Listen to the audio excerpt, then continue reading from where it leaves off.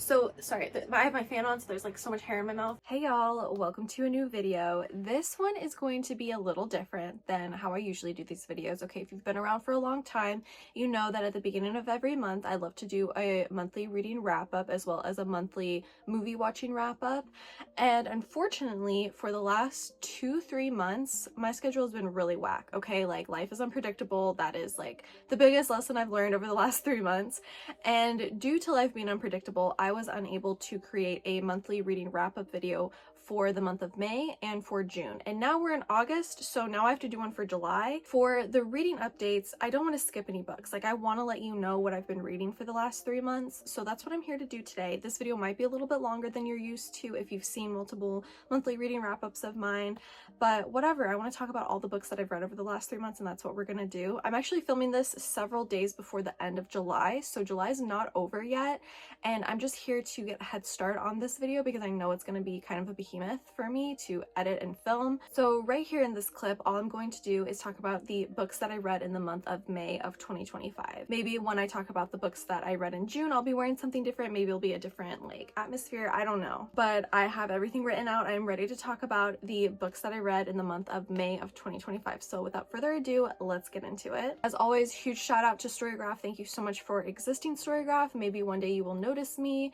and send me a cute little email, but I love Storygraph. Okay, I obviously use Goodreads. All of my links are down in the description below if you want to follow me on any social medias, by the way, but I do use Goodreads. I love Storygraph though. However, it is just a more updated app to track the books that you read and track the books that you want to read. They just create a lot of cool stats for you, so that's what you're about to see up here, the stats for May. Okay, I read 12 books in the month of May that equal out to 5,433 pages. Looking at mood, I had 9 books labeled adventurous, I had 7 labeled mysterious, and then in third place I had 4 labeled dark. Page number, I had 3 books that were less than 300 pages. I had 5 books that were between 300 and 500 pages, and then I had 4 books that were over 500 pages that month. Looking at my most read genres for May, I have 7 fantasy books, 6 romance books, and 5 YA books. Star rating, okay, my average star rating for May was a 3.42. We had 2 1 stars, 1 2 stars, 2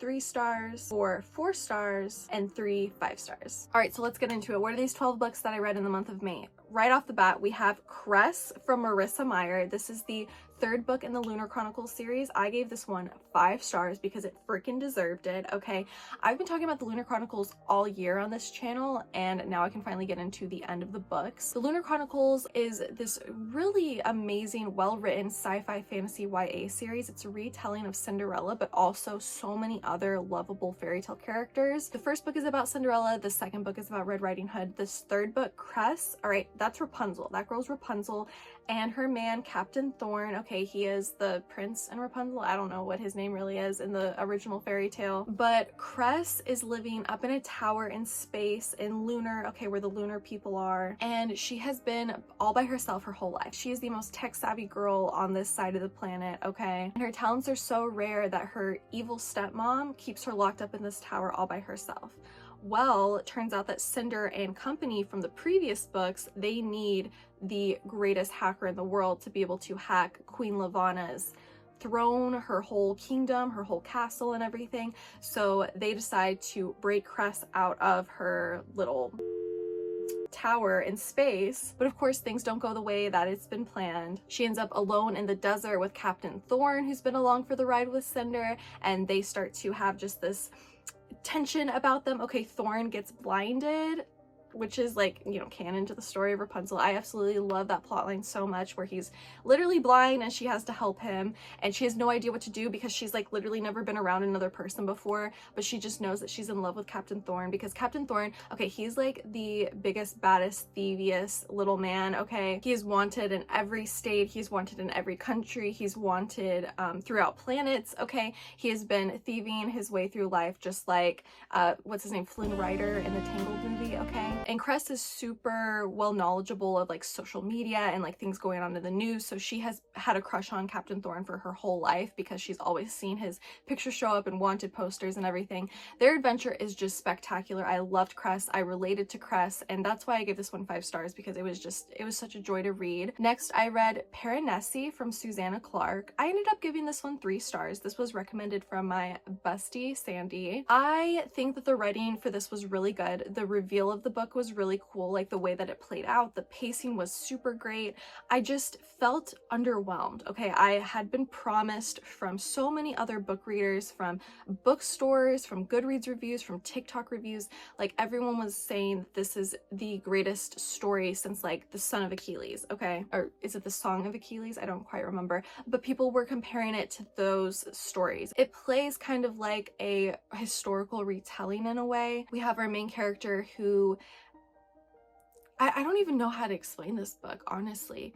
You just kind of have to start it and then live in the world, and then you're out of the world. Like, I feel like I can't explain this very well to you, but from what I can say, I guess, what's coming out of my brain right now in this moment, is we have this man. He is stuck in kind of like this labyrinth, and he has a master who comes every once in a while to come see him. And our main character, all he knows is this labyrinth. He knows the rules of the labyrinth, and he knows how to take care of the labyrinth.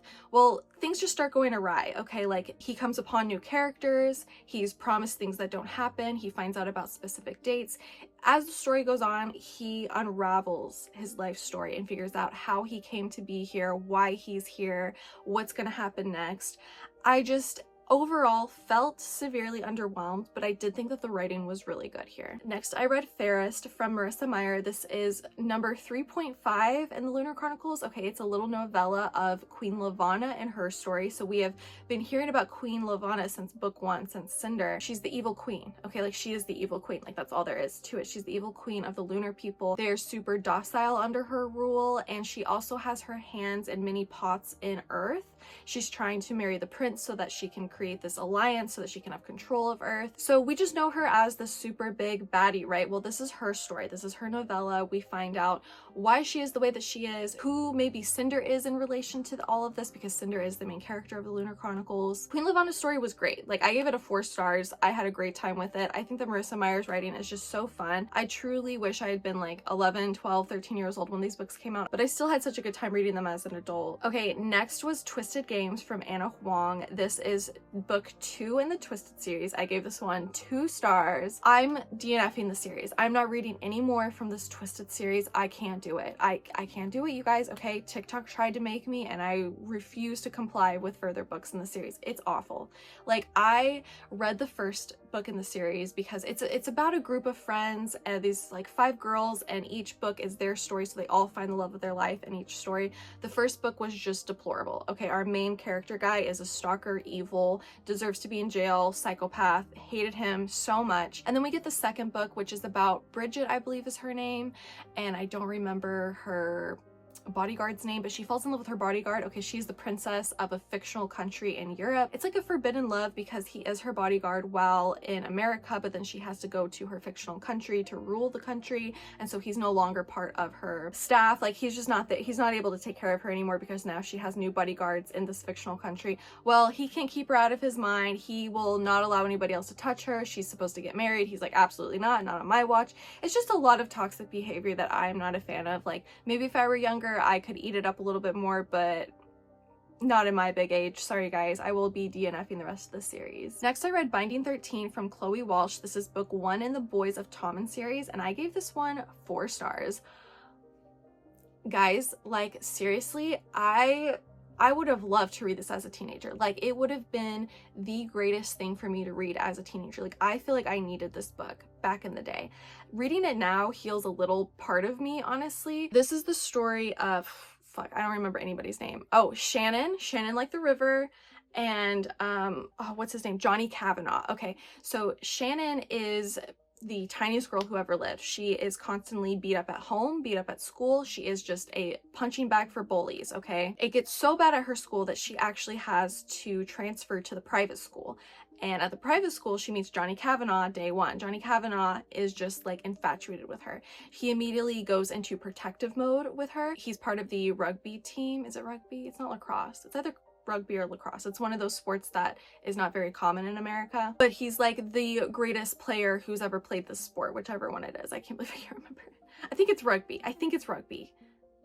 Whatever, I don't remember. He tells everyone on the team, he's like, don't ever look at this girl, like, leave her alone, nobody bullies her, no, everyone leaves her alone, you know? So she kind of has like this force field of protection around her at this new school. There are people who try to disobey his rules, if you want to say that, and they get their shit beaten, which is great. But the biggest baddie of this book is her father. Okay, her father is extremely abusive. He was her first bully. Her home life is just awful. She has a bunch of siblings. Her mother is the only one who works in the house, so she is never at home. Shannon, I believe she's the oldest sister, or she's the only girl. I think that's what it is. And so she has the responsibility of cooking and cleaning and taking care of everyone and all of the younger siblings and everything. She just has a lot of weight on her shoulders, and the only time that she's able to feel like a normal girl is when she's at school, right? Johnny Kavanaugh just keeps coming on to her, but she's like, I can't have a boyfriend. My dad will literally kill me if I have a boyfriend. It all accumulates to this really high climax that leaves you in a cliffhanger, and like, I am dying to get into the rest of the series. I know the rest of the series is great, and I know it's torturous. Like,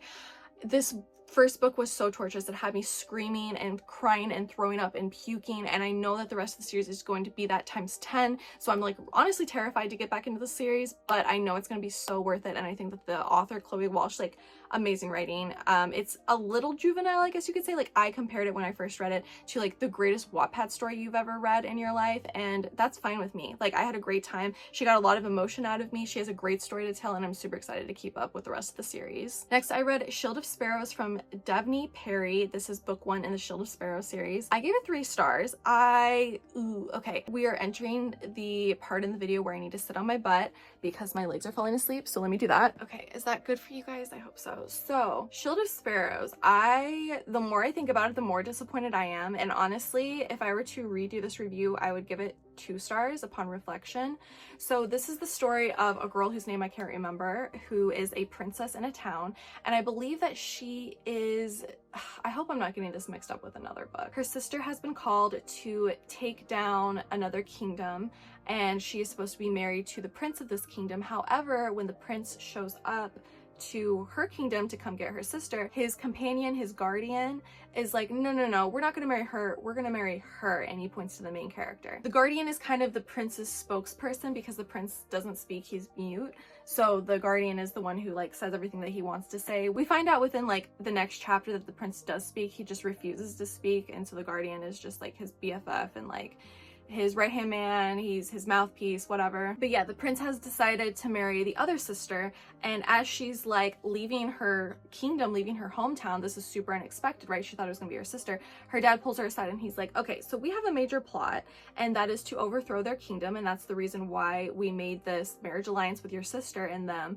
But now that you're the one that's been picked to be married, we need you to overthrow the kingdom. So find out where their kingdom is, because it's super elusive, find all their secrets and get back to us, right? So the whole book they are traveling to their kingdom, to the prince's kingdom. We never make it there, by the way. We never make it there because the guardian doesn't trust her. And he tells her this much right in the beginning. It's clearly like a enemies to lovers kind of story. The prince has to go away for like all these missions that he has to do, so she's in the guardian's care. They fight all the time. He wants to train her to make her strong because he notices how weak she is. She was never taught anything. Like, she was just supposed to be like a pretty face in the background. She'd get married eventually, but like her older sister, like that was the sister that was taken well care of and like taught how to fight and everything and how to like be confident in herself. Well, our main character has never had those kind of lessons or even like love and care from another person, but now this guardian is showing her this love and care, and we just go from there. There is a huge plot twist that gagged me. Like, I did not see it coming whatsoever, and that was fun. But like literally guys, once I got to like 70% of the book, I was like, when is this over? I'm so done with this. And it took forever to like just get through those final 30%. I don't want to finish the series. Like, I don't want to continue. It wasn't good enough to continue. I might still do it. Like, it just depends on how the story goes. I don't know. Maybe I'll pick it up and see how I like it. But that was Shield of Sparrows. Okay, next I read Winter from Marissa Meyer. This is the final and 4th book in the Lunar Chronicle series. 5 stars right off the bat. Like I knew, I knew maybe like 10% into the book, I was like, oh, this is getting 5 stars, right? Okay, so Winter is about the Snow White story of the whole world. Okay, so Winter, she is Queen Levana's stepdaughter, and Queen Levana just like does not like her, right? Like she is the more fair than her, more beautiful than her, and she wants nothing to do with her stepdaughter. So she plots for Winter's guard, who also is in love with her, to kill her and bring her heart. But of course, just like the story of Snow White, he helps her escape, and this whole book is the climax. It's the climax of the whole story that started from the first book in Cinder. So we are getting everyone's POV, and continuously throughout all of these books we are getting everyone's POV, which I love so much. There are so many characters to keep track of, and Marissa Meyer does such an excellent, like one of the most commendable jobs I've ever read in my life, like comparable to Leah Bardugo with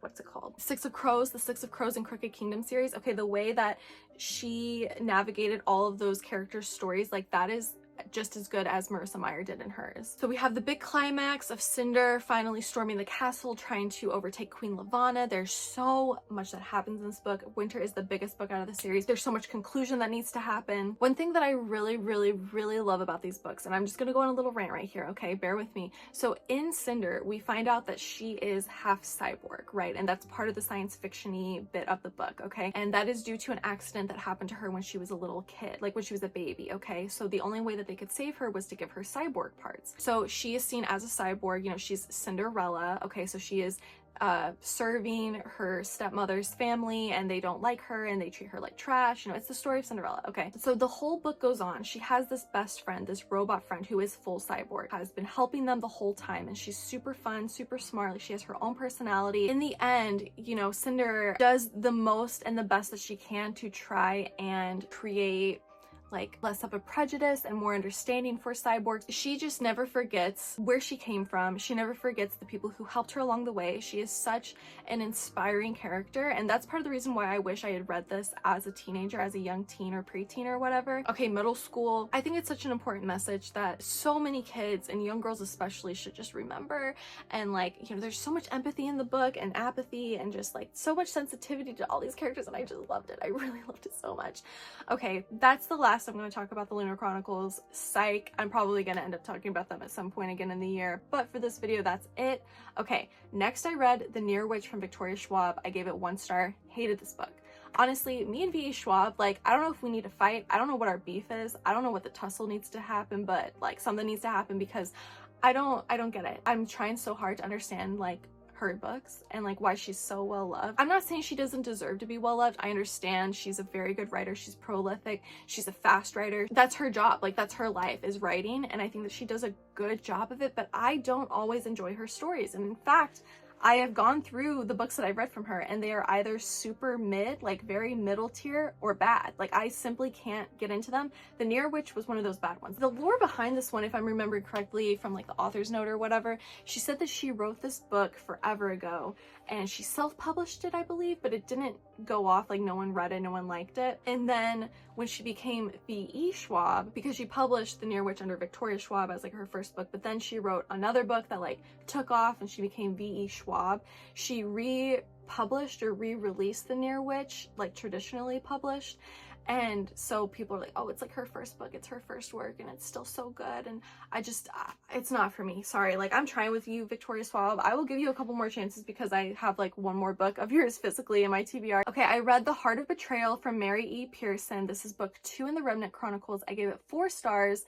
I love this first book so much. It's called The Kiss of Deception. There is a huge cliffhanger, a huge plot twist that happens at the end of that book. And then the second book, The Heart of Betrayal, picks up exactly where that one left off. I'm gonna be so honest with you guys. I don't remember how this book ended. Like I am going to have to watch some kind of video or read a very detailed summary before I get into the 3rd and final book in the series, because I don't remember how this book ended. And not even just like, oh, it's been so long, I don't remember it. No, like I finished reading it and then maybe 3 days went by and I was like, how did that book end? Like The Heart of Betrayal, I don't remember that one. I'll just give you a tiny brief summary of the first book. We have our main character. She's a princess. She is to be married to the prince, but she does not want to be married to the prince, so she runs away with her lady's maid. They live in this town. She just becomes like a normal commoner girl, and she loves it. She loves her life. However, the prince is coming after her. Okay, he's on his way to come get her, as well as an assassin. So now there are two guys who don't know who the other are. They know who she is. She doesn't know who they are either. And they kind of meet at the same time, and they're like, oh, I'm here looking for her. Oh, I'm here looking for her too. And then they see her, like she's working at a tavern, and she falls in love with both of them. They both fall in love with her. There's a big plot twist that happens, and then she kind of gets captured at the end of that book. And then the second book is just picking up where that one left off. But that's all I can tell you. I don't remember what happens in the end of this book. I don't remember how I felt. I don't remember if I liked it. I gave it 4 stars, but I'm gonna move on because next I read Spinning Silver from Naomi Novik. I gave this one 5 stars. This was a very, very freaking good book from May. Okay, I had a joyous time reading it. This is another one of those multiple POV books, but it is written so well, you guys, because each chapter will continuously start and we won't get the names of the character for like several pages in, and you simply have to just like use context clues to figure out whose POV we are in right now at this point in time and this chapter. The way that the author, like, it's so easy to figure out, but you just like literally need to keep reading to figure out like whose chapter are we in right now. She wrote that so well. Like, she wrote this book so well, and I'm so devastatingly excited to read more of her work because like this is a prolific fantasy novel for me. From what I remember, we have our main character. Her father is a very big lender. Okay, he loans out a lot of money to people in town, but he's not good at asking for it back. Okay, he just feels uncomfortable with it. However, they are living in desolation now. They are starving. They're gonna get their house taken away. And our main character, she's really young, but she's like, all right, it's time for me to go to work. Like, it's time for me to do this job that my dad won't do because he's too scared to ask for his money back. So she goes to everyone in town. She has this ledger. She works with people. She creates payment systems, payment plans for people who can't pay right away. She gets all of the money that they loaned back, okay? She continuously just works with people in the town. Like, say they can't afford everything that was loaned to them, but they can give her some chickens or something. She'll use those chickens. She will use the eggs from the chickens to barter for things at the shop. Like, she's just super smart, super savvy, super good with money. So good, in fact, that she has ended up starting to spin silver, okay, because they have bronze coins, silver coins, gold coins. She has so many bronze coins that she's able to transfer them into silver coins, eventually able to transfer the silver coins into gold coins. There is this mythology with the series. I can't remember what they're called, but there are these mythological creatures, very fantastical creatures, who come along, and she had set like coins out for them, and they came back asking for more, and she like kind of got like kind of haughty about it. You know, she's like, oh, of course I can give you more coins. Like, this is literally my job. I'm so good at spinning silver. So she kind of fucks around and finds out she does too much, and they end up capturing her. Like, that's kind of like the price of her ability now, is that she is now owned to this man, to this king of this fantastical element in the book. Okay, she helps so many people throughout the town. Like, she helps out this little family, employs them to come work on their family farm because now she has to go away. So we get their stories. There's so many POVs in the story that just like meld so well together. To me, it was a masterclass in writing. I think Naomi Novik, like, I can't wait to read more of your work because it was so good. Spinning Silver was an easy 5-star book. I had a great time reading it. I read it in like one afternoon as well. Like, that's how you know it was good. Okay, getting to the end here, the second to last book I read in May was Emily Wilde's Encyclopedia Faeries. This is the first book in the Emily Wilde series from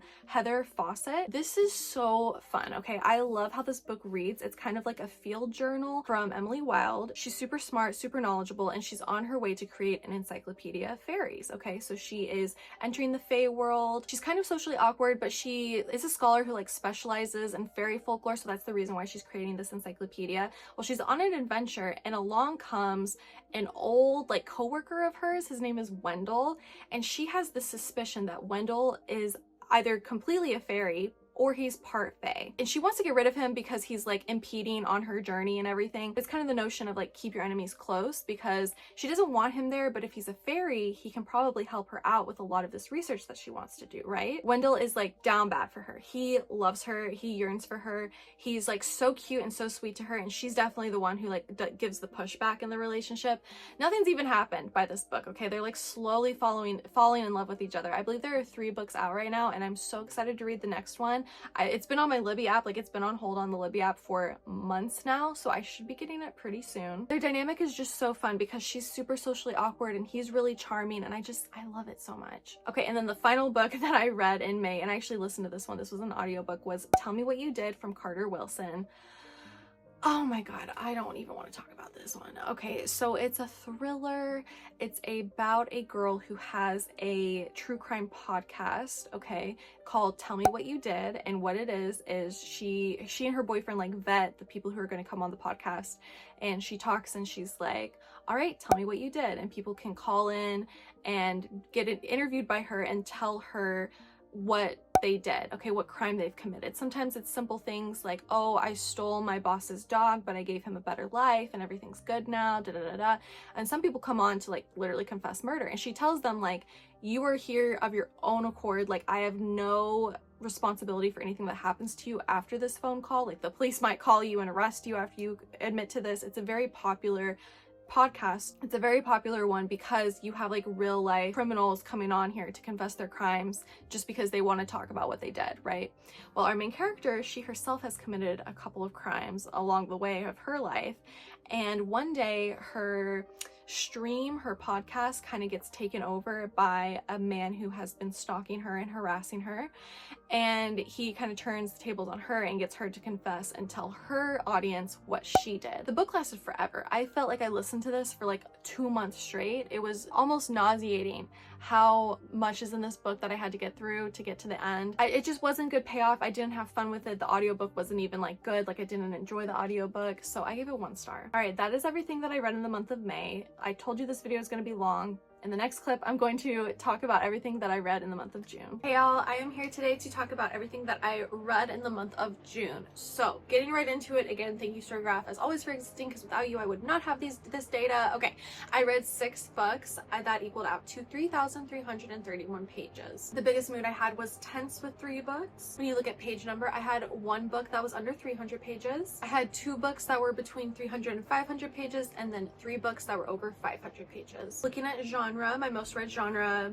who's surprised, was fantasy with 4. I had 3 YA and 2 romance. My average star rating for the month of June was 3.17. I had 2 2-stars, 1 3-star, and 3 4-stars. First, I read Little Rot from Akwaeke, Emezi. I gave this one 2 stars. Okay, I read it in like 1 afternoon. It was a very quick book to get through. It's about these sex workers in Nigeria and like the hijinks that they get into. A lot of the story comes together like as one. Like she's with this man, but he's married to this person, and then her wife is like da-da-da. Like, you know what I mean? Like they're all connected in some way. Everyone's story does come together. This, okay, I desperately want to read more from the author, and I've been told that her other books are very good as well, and I can see it. Like the writing was really good. It was just okay, the way that I wrote this out on my Goodreads review was that it feels like a Black Mirror episode, and I mean that derogatorily because I like Black Mirror. I've had a great time watching a lot of really good Black Mirror episodes. I like how freaky they are. I love the futuristic. I love the technology of it all and everything. With this one, it just felt like, what is a nightmare situation? I'm gonna write about it. That's how I felt reading this book. The end is some of the most deplorable shit I've ever read in my life. It turned me off from the book like severely because I don't want to be reading about stuff like that. I'm not going to spoil it for you. Just like go into the book with a side of caution, I guess. The whole story moving up to the end was cool. Like the way it all came together, you see how everyone's connected. There's like a lot of politics and class, and all these characters are like moving up and moving down, and like who's betraying who. Like that was cool, and it was a short book, like I said, so it's all very like succinct and like concise and nice. But the end just like really took a dark turn that I didn't want to go down. Next, I read Things We're All Young to Know. This is a Hermione fan fiction from Eevans. I gave this one 4 stars. The basis of this one is, I believe it's like 7th year or something like that, and the Order, you know, they're trying to defeat Voldemort and everything, so they're all out of school because like Voldemort and like the Death Eaters have taken over Hogwarts.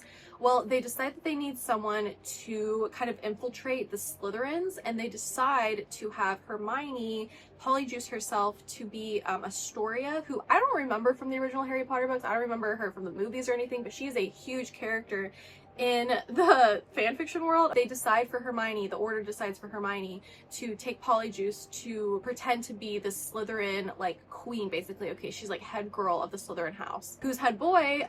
Draco, duh. Okay, so she has to live in the Slytherin common room. She has to like go to school and like be in Hogwarts, which I love, all the while being head girl next to Draco's head boy. Okay, they sleep in like the same quarters and everything. It's very like close proximity, but also like Draco sees her as like his childhood best friend. So like he's very kind to her, very nice, like there's no like animosity or anything. He finds himself like slowly falling in love with her, and he's like, why is she so different this year? Like there's just something about her. Maybe the war is changing her, I don't know. We get to like the middle of the book where like the whole plot is revealed, and then Draco has to join the good guys, the Order of the Phoenix, and of course he doesn't like want to actually be evil. He's more than happy to help them out and save his family from Voldemort. It was like one of the most pure fanfics I've ever read in my life. It was super cute, super fun. I don't even remember, I feel like there's no spice in it. Like I really can't remember there being like a spicy scene. It was just simply like kids falling in love and being sweet to each other, and I like needed that in the moment, so I gave it 4 stars. I had a super fun time reading it. Great idea as well, like having Hermione have to infiltrate the Slytherin house. Like I love that. Okay, next I read Boys with Sharp Teeth from Jenni Howell. I gave this one 3 stars. This is like a dark academia story. This girl, I can't remember their names, but she does join this academy, and kind of right away she starts receiving this attention from these 2 boys who are like best friends, right? One of them is like way more suave and like easy with his words, charismatic. Okay, she starts falling for him, but she keeps the other boy like in the back of her mind. Okay, he's dark and brooding, and like he's so rude to her, like he doesn't want to talk to her. The reason why she's here at the academy is that her cousin was murdered like the summer before, and she believes that these boys and like their group of friends were the ones who murdered. So she's here like at the school, she's pretending to be a whole new person. She's dyed her hair, and she's just here to infiltrate and like bring her cousin's death to justice by turning these boys in, hurting these boys, like doing whatever she needs to do. But of course, like she ends up falling in love with them, and like what's gonna happen from there. It was a good read to have on the treadmill with me, like to spend my time like that. It was fun. Okay, I had an okay time. I give it 3 stars. I don't have much to rave about. Okay, next I read The Lives of Mortals from Malarie Weber. I gave this one 2 stars. I was severely disappointed in it. I follow a couple of like Bookstagram accounts. I don't follow a lot. Like it's not like my whole feed is inundated with like Bookstagram. It is very much like people in my life and like celebrities and stuff like that. But I follow a couple. And one girl in particular had been raving about this book forever. She got an arc of it. She was very like into the author as well. The author has like a really beautifully curated Instagram page for her book. Honestly, the Instagram page that she has and has curated for the book was better than the book itself, which is kind of sad. But this Bookstagram person, not the author, okay, the person who recommended the book to all of her followers, got an arc of it, had been raving about it for like a year, like 6 months, something like that. And I was like, okay, you know what, when Lives of Mortals comes out, I'm gonna get it. It was like on Kindle Unlimited the day that it dropped. I downloaded it the day it dropped. I was super excited to get into it. And it was literally a hodgepodge of every other romantasy book I've ever read in my entire life. Like nothing new happened. And in fact, it was boring. It was even boring. Like it wasn't even as like, we're gonna copy and paste all of these stories that you guys love and know, but it's gonna be like just as fun and interesting as the first time you read it. No, it was just, I hardly even remember what it's about. Like, oh, okay, so I had to look it up on Goodreads to refresh my memory. Okay. So, sorry, I have my fan on, so there's like so much hair in my mouth. So we have our main character. Her name is Auren, okay? Auren. She has been training her whole life to be a soldier. Like, she wants to be part of the King's Guard, right? And every year the king has a set of trials, a tournament with people who want to become part of the King's Guard. They fight each other, and then whoever like comes out on top is the best one, gets to join his guard. She ends up winning the tournament. Okay, she's that good. She's super good. And there's never been a woman on the King's Guard, so it's like a big deal, right? At the end of the tournament, however, this is like a little fun thing for the kingdom to enjoy. The person who won the tournament and gets to join the guard gets an opportunity to fight the prince, and the prince is always won. Okay, like first of all, like why would you defeat the prince? Like that's stupid, and you can't kill him. Like there's no killing involved. I think it's like whoever draws first blood is the winner, and usually the prince is the one who draws the first blood because he's very good, he's very well trained, he's the prince, right? Well, guess what? Of course she beats him because she's just so much better. Like she's just like been training her whole life for this. She's so good at fighting, guys.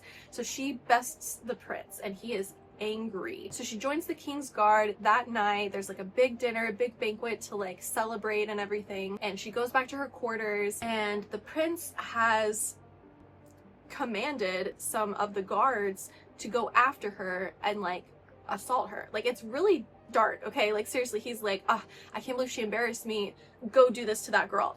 Terrible, right? Well, so while this is like about to happen to her, she's like trying to get away and everything, this burst of bright light like comes out of her and like shines and like pushes everyone away from her. Like there are no, like some of them are dead, they are like hurt, like they did not get to hurt her, she hurt them first, right? She had become friends with one of the guards like along the way as the story's going on. This is just the first 50 pages. This book, it goes and goes and goes. But she had made friends with one of the guards, and he's like, you need to leave, like you need to run away, like the prince is not going to let you live after this, the king is not going to let you live after he finds out that you have this magical power, whatever it is, you need to go. So she starts running, and she gets to the veil that separates the human world from the Fae world. She crosses the veil, which you're not supposed to do. Like humans should not have the ability to cross the veil, right?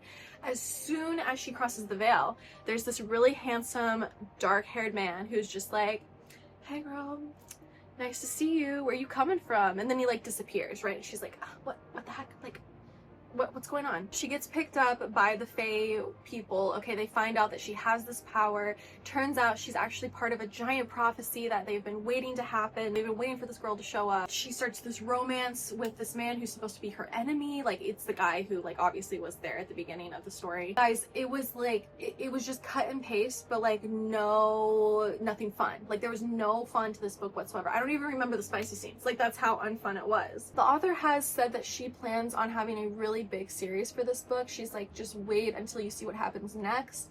And I am a little intrigued because we were introduced to so many people that really liked her in the very beginning of the book, like before she goes to the Fae world. Like this book was kind of all about the man that she meets at the beginning of the forest when she crosses the veil. I don't know his name, he was boring and I didn't care about him, and like whatever, he's like got the same tropes as every other Fae man in these books. Okay, super possessive, dark, brooding, banter, like, but not even good banter. But when she was in the human world, there were plenty of like guards and like friends and like people that she fought in the tournament who like seemed to have an interest in her as well. So I'm interested in seeing where that goes, but like I genuinely don't want to continue the story. So like I'm really hoping that someone will do a deep dive on the rest of these books, because I can't continue the series myself. Who knows, maybe I will. Maybe I'll end up doing it. Another thing that was kind of crazy is that this book is 694 pages. It's almost 700 pages, and it's a debut fantasy novel.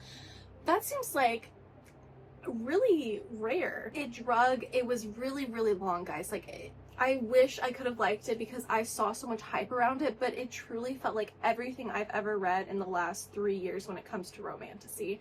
And I'm tired of it. I want something new, and I don't want the same tropes to be shown over and over again. Like I felt like I was reading ACOTAR. Like from the moment like when the guy shows up to like spy on her from like the when she crossed the veil or whatever, and he's like, see you later. Like that's literally taken straight from ACOTAR. There were so many more things. Like it was a trudge to get through. It was a sludge, and probably part of the reason why I only ended up reading 6 books in June, because this one took up so much of my time because I didn't want to continue it. But I did, because I don't know how to say no to myself. Okay, next I read The Rose Bargain from Sasha Peyton Smith. This is the first book in the Rose Bargain series. This one was fun. Okay, this was like a middle grade YA book, but I had a great time with it. So we have this kingdom and everyone is like a human, but the queen is like, I don't know if she's fae. I don't really know what her denomination is. She has the ability to grant wishes, right? And she kind of like thrives on like the weak small-mindedness of humans, right? So every year she allows for people to come up and ask for a wish. They get to have anything, you know, riches, beauty, a cart, a horse, like whatever, but they have to make a bargain for it, right? Like, so sometimes it's something small, like cut off your pinky toe and I'll give you the horse that you desire, or you can no longer sing but I'll make you beautiful, you know, things like that. She just kind of loves messing with them. And you only get one wish. That's another thing. You can't keep every year coming up and doing new bargains. Like you get one wish and one bargain with this queen, okay? So this year, before the bargain starts, she pulls out her her son who's a prince. And she's like, this is the year that my son will take a wife. He will have a bride this year. And I've decided to create like a competition for his hand, okay? And obviously like a marriage to this prince would just like bring anyone's life out of any kind of ruin that they possibly could be. We have our main character whose older sister had made a bargain with the queen like the year prior, but she doesn't remember what she bargained for. She doesn't remember what she got or what she gave up. Like the queen kind of just like wiped her memory about it. But since that happened, her family has been like in desolation, right? Like they're not like a valued member of society anymore. Like they kind of weren't already. They weren't royalty, they weren't super rich, but whatever notoriety they had died when the older sister made her bargain for whatever reason, but no one actually knows what it is. It's a little confusing, I won't lie, but that is part of the book, is that the younger sister wants to marry the prince. She wants to win the competition and marry the prince to like bring her family up out of the ground, right? The prince is kind of evil. Like a lot of people say it's giving like The Cruel Prince meets The Selection. It feels like The Bachelor in a way as well, because there's like all these eligible ladies wanting this man and they have to like prove themselves to him and everything, and he at the end gets to choose the woman that he wants to marry. She is finding herself in love with another man who's part of the story, so it's definitely got like a love triangle aspect to it too. The writing was so good. It was fresh, it felt new. Like I felt like I'm reading a new voice of a new story. Like even though it has these things like, oh, it's like The Bachelor, it's like The Cruel Prince, it's like The Selection, it still felt so new on its own, and I really had a great time reading it. I really want to read the rest of the books too. Okay, and then the last book that I read in June was Bloodmarked. This is the second book in the Legendborn cycle by Tracy Deonn. I gave this one 4 stars. It was so good, like such good writing, and it reminded me a lot of the first one. I kind of grappled with giving it 4 stars or 5 stars, but I decided at the end to give it 4 stars just because that first book, Legendborn, that's the first book in the series, when that book ended, like the final 1/4 of that book was some of the greatest discovery. The second book didn't have a moment like that, so for that I gave it a 4 stars, but like truly it's still a 5-star book. It was so good to read. It's continuing the story of our main character who has found out that she is part of the Kings of the Round Table, okay, like King Arthur. Oh, it's Knights of the Round Table, excuse me. It's King Arthur and the Knights of the Round Table. She's part of that lineage. She finds out like who she's a descendant of in the first book, and then the second book just kind of continues that she is very powerful and very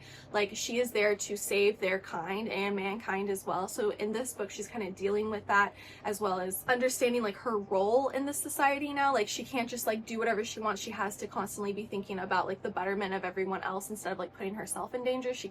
She has to think about other people now in that regard. Her hurt or her death could hurt so many other people, so that's really hard to deal with, but she also understands more of this root magic that she has that has been passed down to her from generations. I think Tracy Deonn is one of the greatest voices. I believe this is a YA book. Guys, like this series is so good, and the next book is called Oathbound, I believe, which I'm like, knowing what that word means within like the whole context of the Legendborn series, I'm excited. This is truly like a brand new kind of fantasy story, okay? Like I don't think I've ever read anything having to do with like the Knights of the Round Table, especially like the lineages. Like it's just so cool. And then on top of that, she created this whole other magic system with the root magic that has to do with our main character's descendants, and it's just like or not descendants, but ancestors. Her mind, literally her mind. Tracy Deonn is one clever girl. And that's all that I read in the month of June. So the next clip, I'm going to talk about everything that I read in July. Hey, Editing Emma here. Is it really a video from me if I don't have to do this little freaking interlude because I forgot to say something? So before I talk about the books that I read in July, I did not do a little clip of me talking about the stats from July. If you care, here they are. I'm going to go through them quickly. If not, you're good. Just skip to the part where you can see my face and hear me talking about the books that I read. So looking at the stats, thank you as always, Storygraph for existing. I read 15 books in the month of July. Yeah, it was a big month for me. I read 6,119 pages. If you look at the mood, I had 9 dark, 6 labeled tense, mysterious, and emotional, and then 5 labeled adventurous. Looking at page number, I had 5 books less than 300 pages, 8 books between 300 and 500 pages, and 2 books over 500 500 pages. Looking at genre, I had 6 thrillers, 5 fantasy, and then 4 labeled romance, mystery, and horror. And then the star rating, I had a 3.47 average that came out to 2 1-star, 5 3-stars, 5 4-stars, and 3 5-stars. All right, enjoy the video. Thanks for watching. Okay, I'm here to talk about everything that I read in the month of July. Happy August, by the way. Okay, the first 5 books that I read in July were part of Summerween, so if you missed Summerween, I will have that playlist in the description down below. Summerween is a really fun week-long project created by Gabby Reads here on YouTube, basically where you just spend a week in the summer celebrating Halloween and all things spooky. So you read spooky books, you do spooky activities. For me, I also watched some spooky movies, and that was really fun. Check those videos out for a more in-depth review of the books that I read, because I'm just going to go through those 5 kind of quickly here since I already dedicated literal videos to them. All right, the first book that I read in July was The Couple Next Door from Sherry LaPena. Basically what happens here is we have a husband and wife. They have a newborn baby, and they have been invited to go hang out at their neighbor's house for like a little dinner party. However, the babysitter falls through, and now they have no one to watch the baby. So what do they decide to do? They decide to leave the baby at home, go to the neighbor's house, and go back home to check on the baby like every 30 minutes. So they take turns going back and forth, check on the baby. Well, it's been like 30-40 minutes. It's about time to go check on the baby again, but the wife is like, I'm tired. It's like 1 a.m. I want to go home. The husband has been flirting with the neighbor's wife the whole time, so she's just like over it. She's ready to fight with him. She gets home, the baby is missing. So with this book, we have three POVs. We have the husband's POV, the wife's POV, and the detective's POV, and the detective is here to just uncover the story. Okay, uncover this couple's secrets. Where is the baby? Maybe one of them was involved with the missing baby. Who knows, actually. I did end up giving it 1 star just because I didn't like the writing. There was no atmosphere to the book either. Move on. Next, I read We Used to Live Here from Marcus Kliewer. This is set to become a movie, and I could see the movie in my head as I was watching this. Like in my review, I think I said I can't wait to watch it, even if it just ends up being Netflix slop, and I stand by that. I think that this movie will be so good. So we have our main character here. She and her girlfriend flip houses for a living. They just bought a mansion that they're hoping to renovate and flip. So the girlfriend is out one day. She's at work doing something, and our main character is home alone. She gets a knock on the door. She opens the door. A man, his wife, and 3 children are outside the door, and he's like, "Hi, I used to live here when I was a kid, and I would love if you would let me come inside and show my family my old house that you're now currently living in because you own it." Our girl, she doesn't say yes right away, but she does eventually let them into the house. And it's actually so spooky because they don't leave the house. There's so much mystery to the workings of this house. I felt like I was a detective reading this novel because there's just so much supplemental information that the author gives us that the characters in the story don't necessarily know yet. And it was honestly like a joy to read. It was really fun. I gave it 4 stars. Next, for Summerween, I had a 5-star rating for Nowhere from Allison Gunn. This one hit home for me very particularly because it is set in Appalachia in Virginia. We have our main character. Okay, first of all, the couple name here, the husband and wife, their names are Rachel and Finn.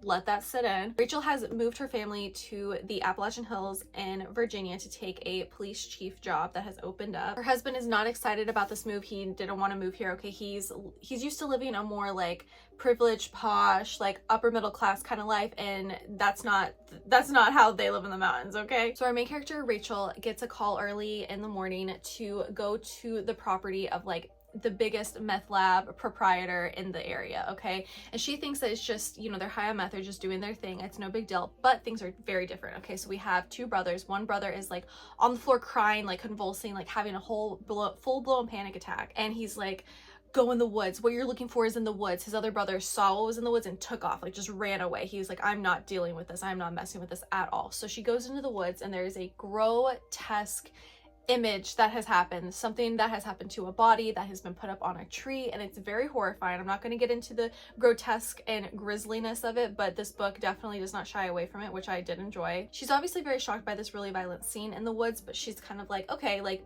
a man did this, we gotta find like there's someone out here being weird with bodies, like da da da. But the man who's on the floor is like, no, you don't get it. Like there are spirits in these woods. Like there is folklore within the Appalachian Hills that like you might not know about, girly, but like it's here. Like this is proof right now that we need to get out of here, right? The main family in the story is dealing with the grief and tragic loss of their son due to the husband's negligence. They have a teenage daughter who later that night sneaks up to hang out with some friends. They are lured into the woods, and when they come out of the woods, they are not the same anymore. It's so spooky, and the husband and wife have to like come together to like work together and work through their grief together. And like the end of the book, it was so good. Like seriously, if you want a recommendation out of anything that I read this month, I honestly would say it would be Nowhere. I just had such a spooky good time with it. Next for Summer Ween, I read Graveyard Shift from ML Rio. Her writing is so good, and like you can tell she's just someone who's been writing her whole entire life. It reflects so well in all of her books. This one is about a group of 5 people who all work and live within like the same central area, and within that area there's like this hub. The hub is a graveyard, and these are all people who work the night shift. They have insomnia, they can't sleep, so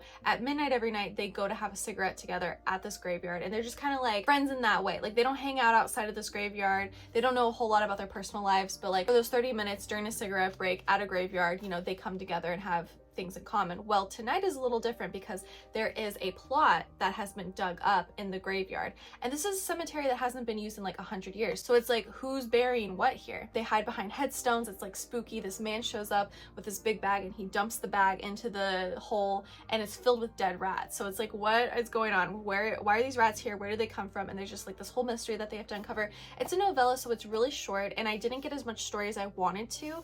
I love Emil Rio's writing, and like when I read If We Were Villains, that really severely impressed me.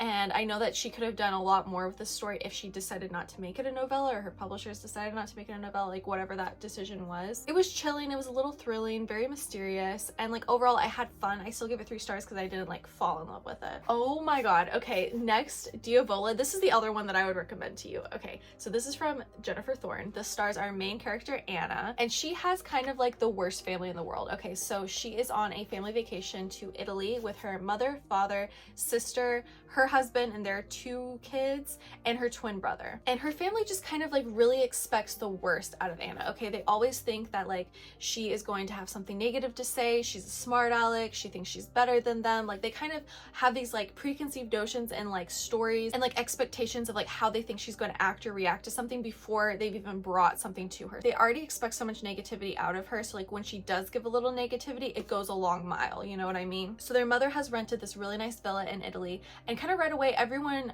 automatically understands that it's kind of a haunted house, right? Like, okay, this door was definitely shut and now it's wide open, or why did I just walk into the kitchen and all the cabinets are open all of a sudden? Things are happening, but no one's like willing to actually admit that the house is haunted because no one wants to ruin the vacation, right? There is a spirit that gets released, and then like the last third of the book she's not even in Italy anymore, so it was really cool to see the haunting in Italy and in New York City when she goes back home. Like just the character of Anna as a whole, I really loved her. Like I loved her personality. I loved how she dealt with her family as well. I thought the voice was really good here. It's very poetic, like very atmospheric, like literally every bit of the book I loved. I had such a good time with it. Okay, and then the last book that I read for Summer Ween was an audiobook listening of Everyone Here Is Lying from Sherry LaPenna. So I read 2 of her books last month, and Everyone Here Is Lying was much better, even though it was a lot more complicated, I think. So we have a lot of main characters. We actually have just a ton of characters overall. There's like 18 characters in this book, but this man is having an affair, and he goes to like the hotel that he meets his mistress at. They do their thing, and at the end she's like, okay, this was the last time we're ever gonna see each other. I'm breaking up with you.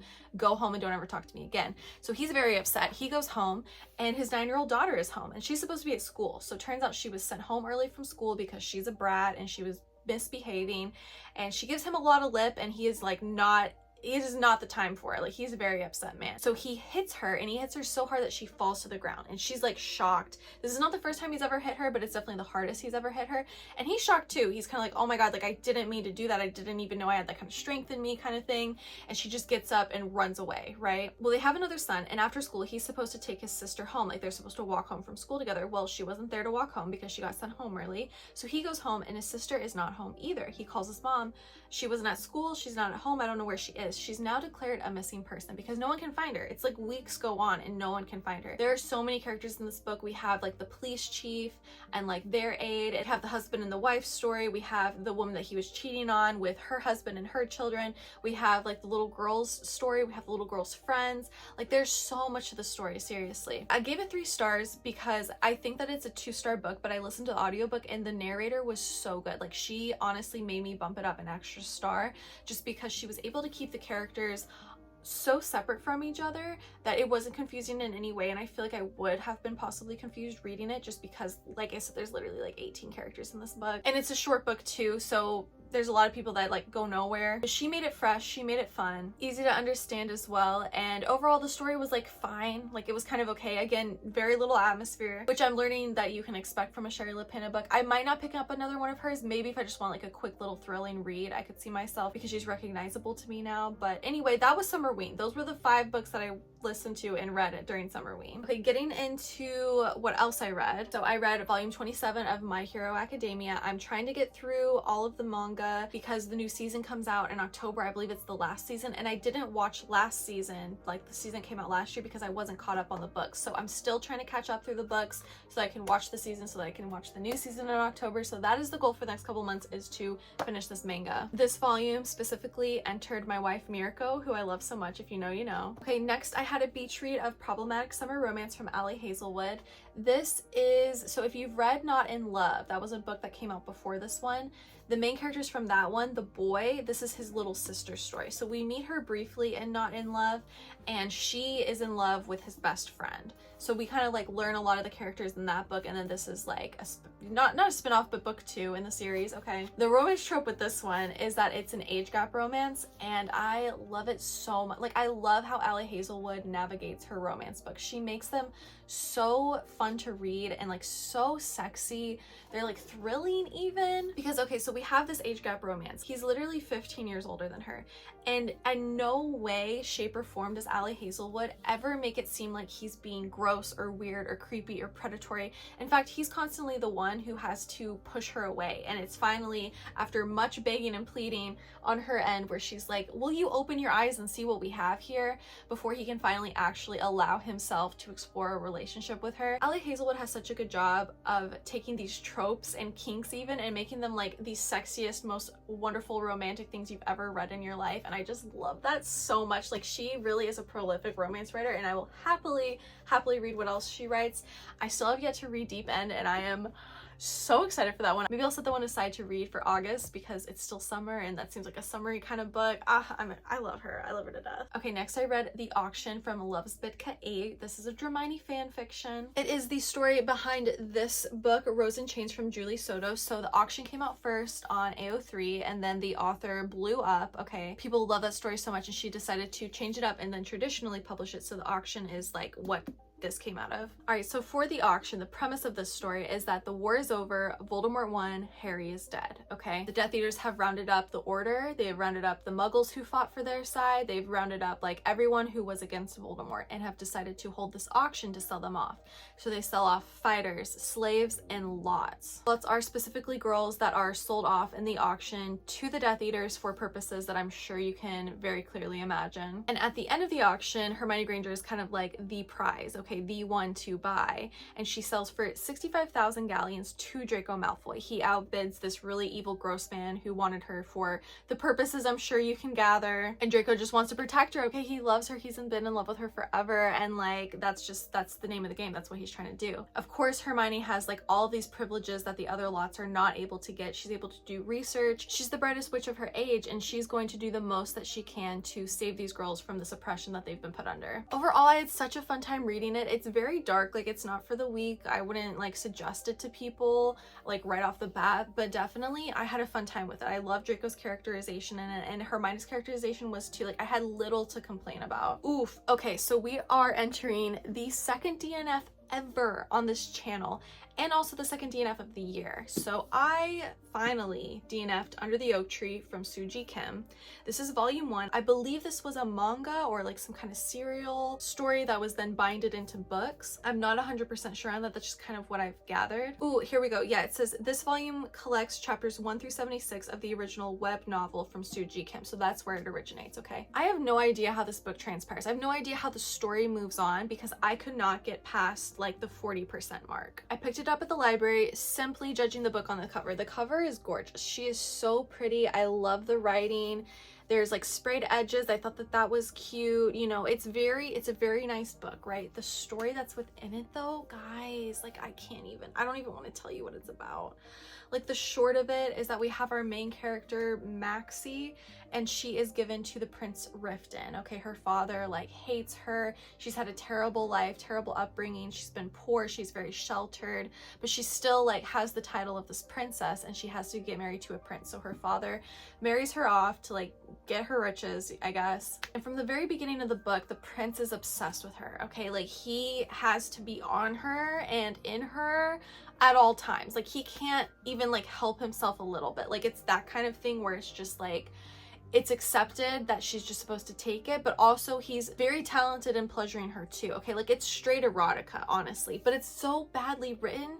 And I hate saying it's badly written. It's just very like step 1, step 2, step 3. Like there's no creativity in there, and we don't get any character development whatsoever from either character. Like she is just this stammering, stuttering, scared little sheltered girl who doesn't know how to ask or do anything, and he's like this rippling prince who's like, oh, how could you ever like me? And he's like, oh, I'm in love with you, I'm so in love with you, I'm gonna do all these things to you and your body all the time. And I couldn't do it. I even skimmed all the way to the end. Like I got to the last chapter and just skimmed it because I wanted to know, like, does something crazy happen that like ends volume 1 that makes you want to pick up volume 2? And it literally just ends the same. Like they're literally talking about like what curtains to make the room or something stupid like that. Like it, guys, like I couldn't do it. I had to DNF it, so that's going away from my library at some point soon. Ooh, okay, next I read Isola from Allegra Goodman.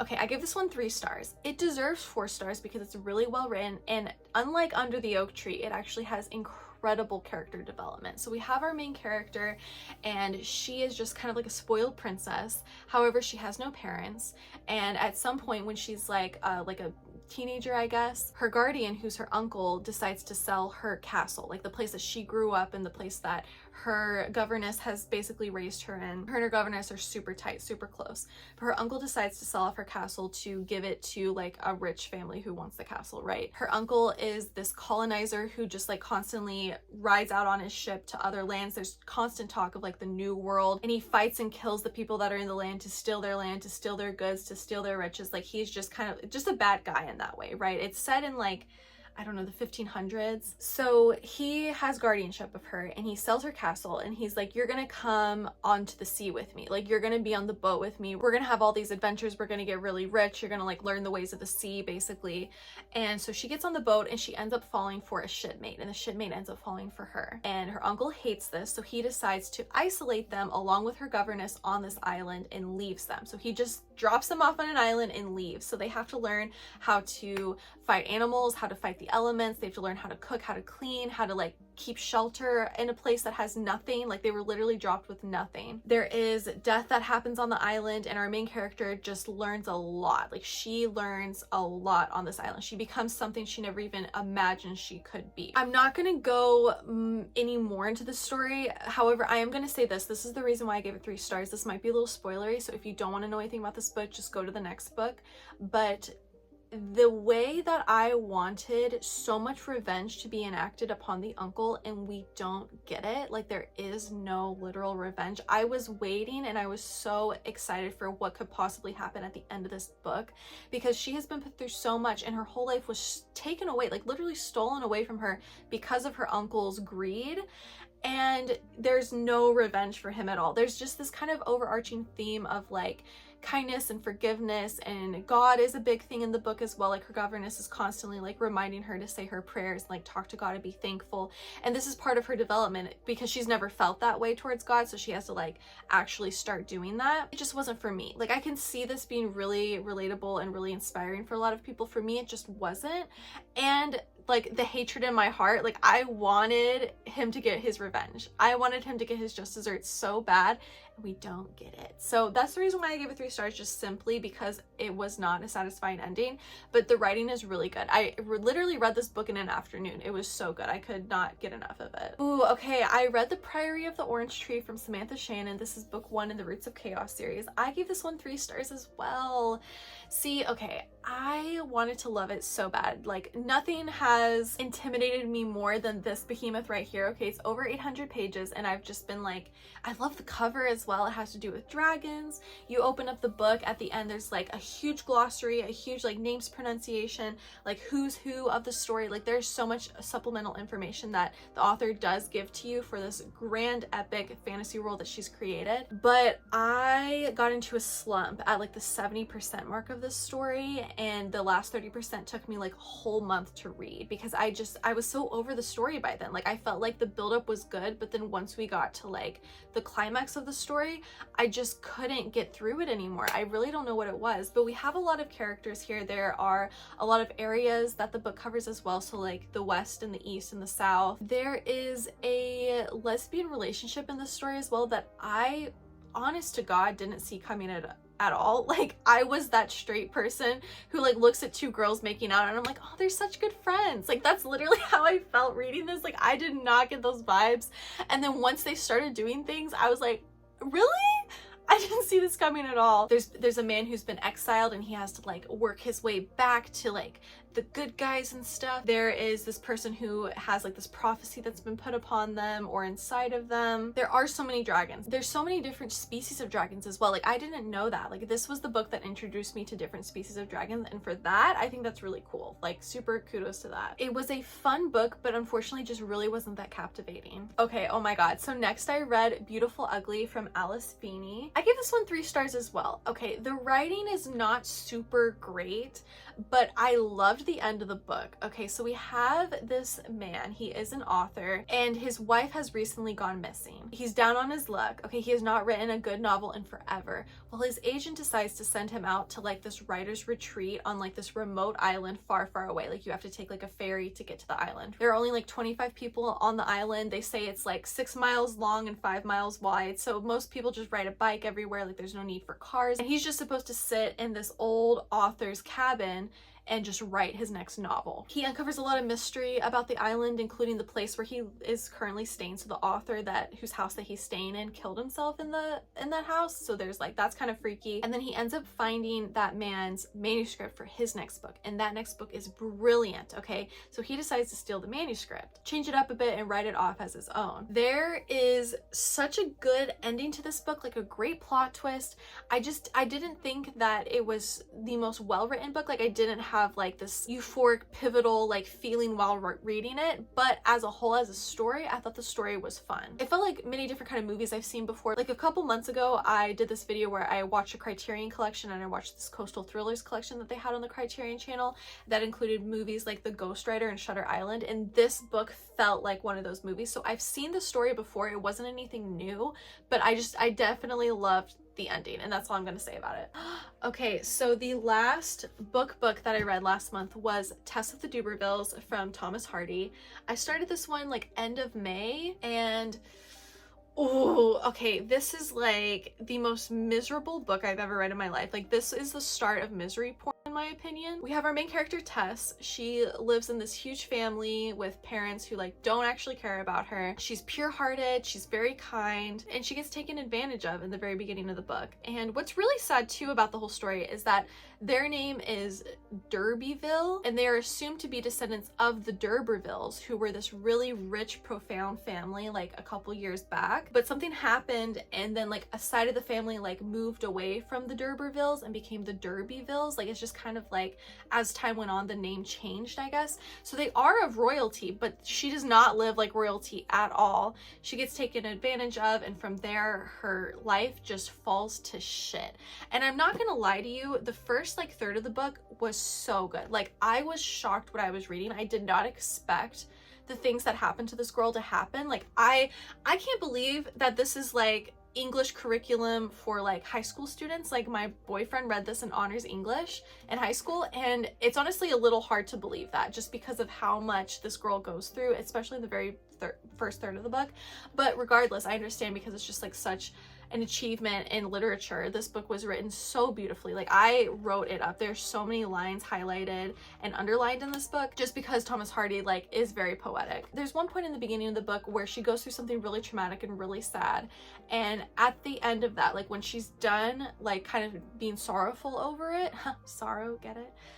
She kind of like picks herself up by her bootstraps. She like, it's very much Scarlett O'Hara at the end of Gone with the Wind, where she's looking out across her land and she's like, I will never be hungry again. Like, that's how I felt reading this in the moment, because she stands up and she's like, I am never going to feel sorry for myself again. Like, I am never going to let this happen to me again. I am going to be strong and independent and resourceful. And she leaves home and goes to get a job as a dairy maid at a farm. And she does that. Like, she does exactly what she sets herself up to do. Like, she stays true to her word until another man walks in and continues to ruin her life. Like, the men in this book, jail. All of the men in this book deserve jail. Leave my girl alone. Leave my girl Tess alone, because she had everything going for her and she was so confident in herself, and then it was just ripped away from her again and again and again and again. And this book was just like, I can't tell you how many times I wanted to punch it. I wanted to throw it up in the air. Like, I did not want to be kind to this book in any way, because it made me so mad. At the end of the day, it's a wonderfully written novel though. Okay, and then the last book that I read last month was, oh, it's right here.